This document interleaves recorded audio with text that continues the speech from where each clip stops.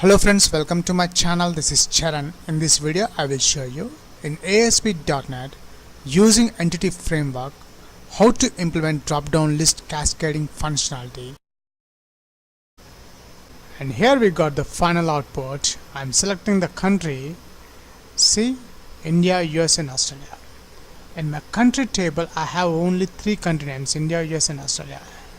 Let's check in my database table also. See, the country table contains India, US and Australia. Now let's select India. Now I'm selecting the states of India. If I select Karnataka, it's a Bangalore. Suppose if I select USA, Texas, Austin.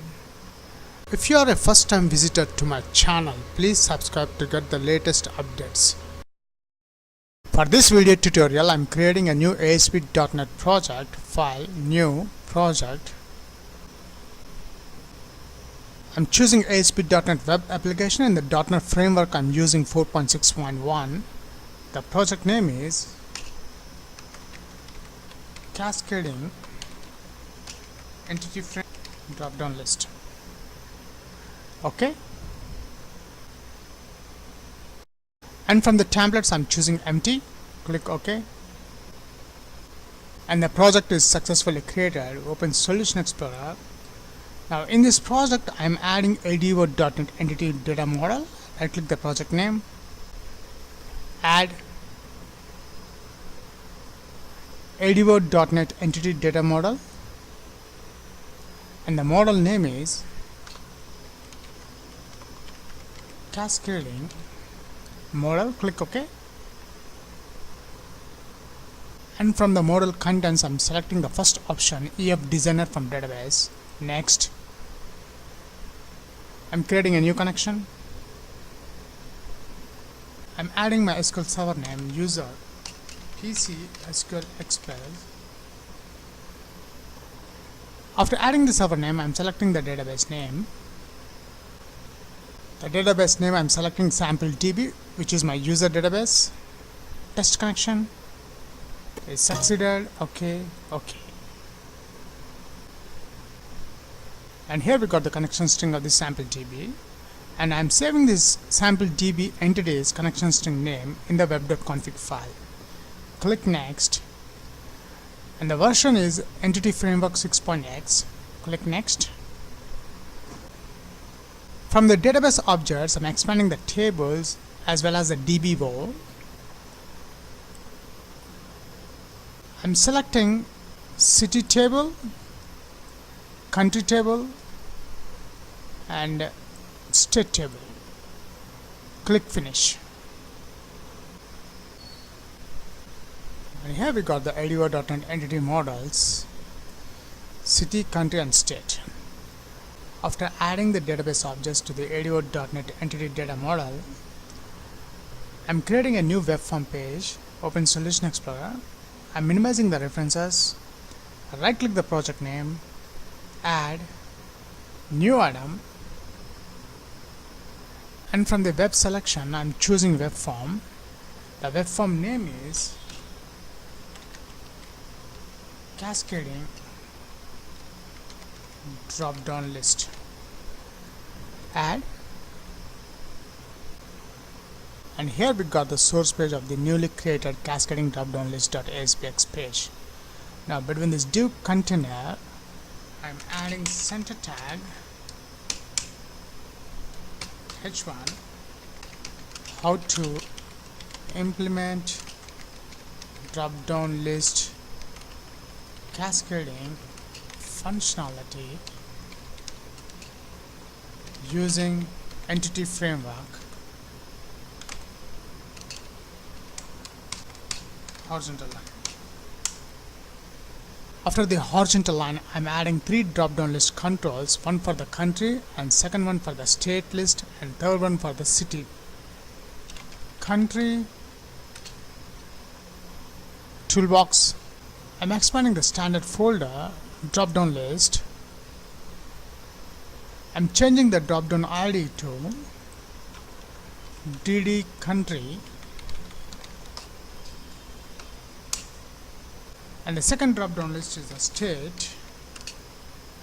Go to toolbox, drop down list. I'm changing the ID of the drop down list, drop down state, and the last one is a city. Open toolbox, drop down list,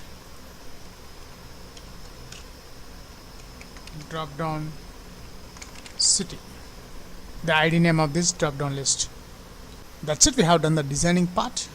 Right click the mouse, go to view code. In the page load event, first in this code behind, I'm adding my connection string, which is a sample db entities sd is equals to new sample db entities.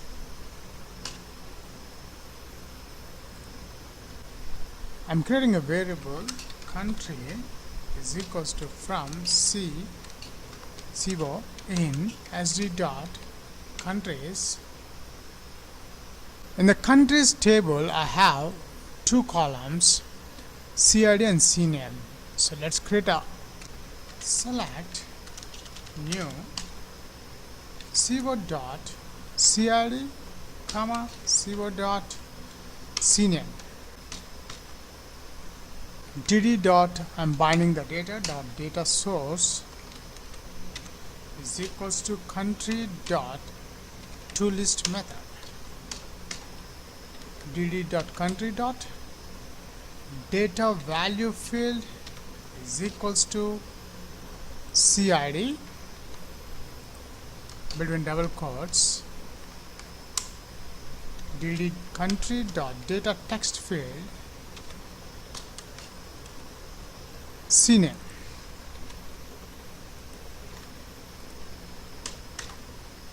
And the last one, I'm adding the data bind, dd country dot data bind method. After that, I want to add the default label for the drop down list country, dd country dot items dot insert is a method which takes two parameters. One is the index value, which is an integer type 0, so which is the first element, new list item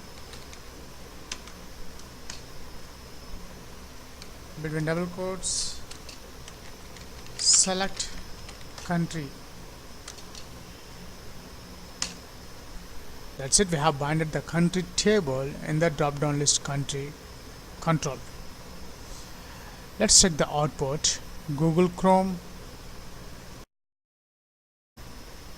and here we got the output, 3 drop down list controls, select country.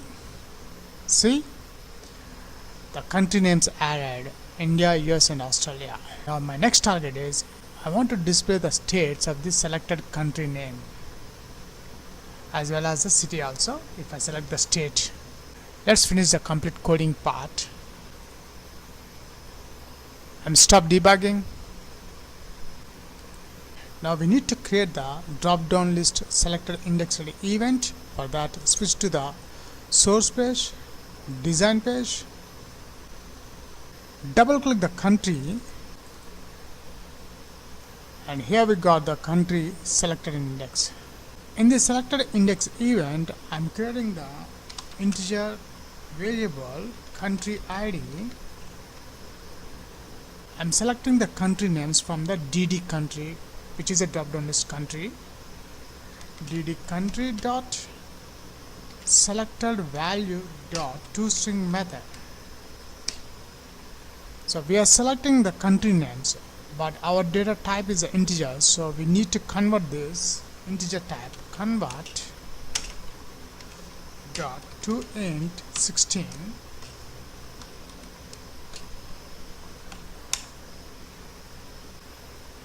Let's create the variable state ID is equals to the query I'm writing here from st, which is a state, in sd dot states where st dot city id dot value dot equals, and this equals method takes the integer object. I'm adding country id.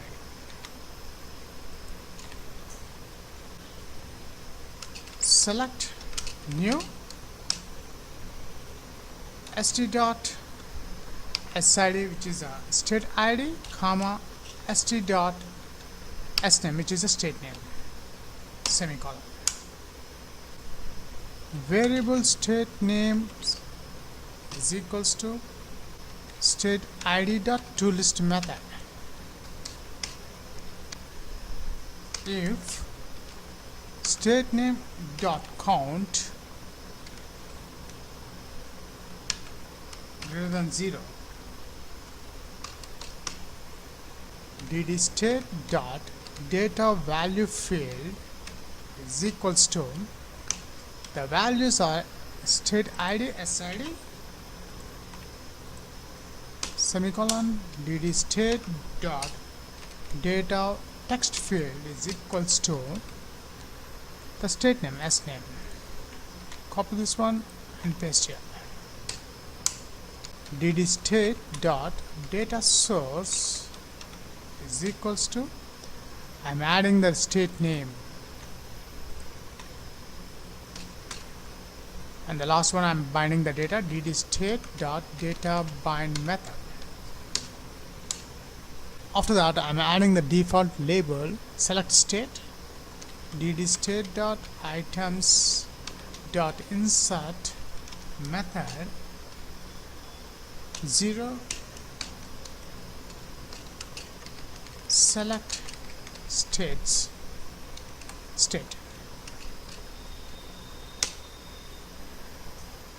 That's it. We have binded the state names in the drop down list of the selected country name. Again switch to the source page, design page. Now when I select the particular state name, I want to display the city name of that state. So double click the state. It generates the selected index changed event for the drop down list state. Instead of writing the whole part, I'm copying this just for the time saving. I'm changing this state id dd state city id ci sd dot cities where ci, here I'm selecting the state id, so we need sid dot values dot state id equals ci dot city id ci dot city name.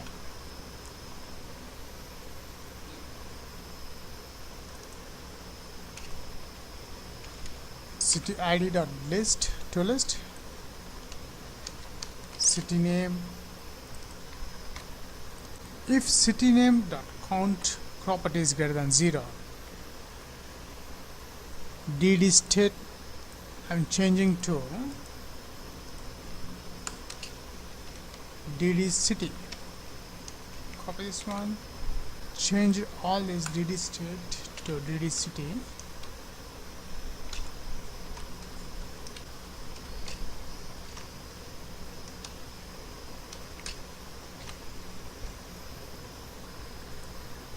Select city, and here the data value field is a city id.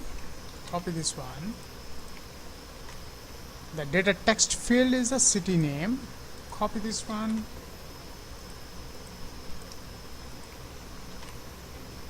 I'm adding city name, the data source. That's it. I think so. We have done the complete coding part. Friends, here in the page load event, if not is post back. we must add this. If not, is post back, otherwise we'll get an error. Now the last final step, switch to the source mode. In the country drop down list, we need to add the auto post back property true, as well as the state drop down list also true. That's it, we have done the complete coding part. Let's check the results on the browser Google Chrome.